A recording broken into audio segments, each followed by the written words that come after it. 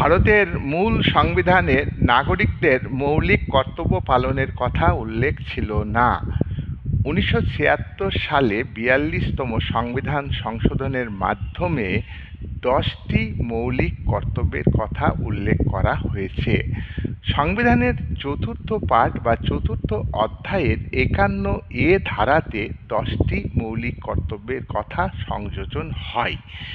ভারতের 2002 সালে 86তম সংবিধান সংশোধনের মাধ্যমে আরও একটি মৌলিক কর্তব্য সংবিধানে সংযোজন হয়েছে।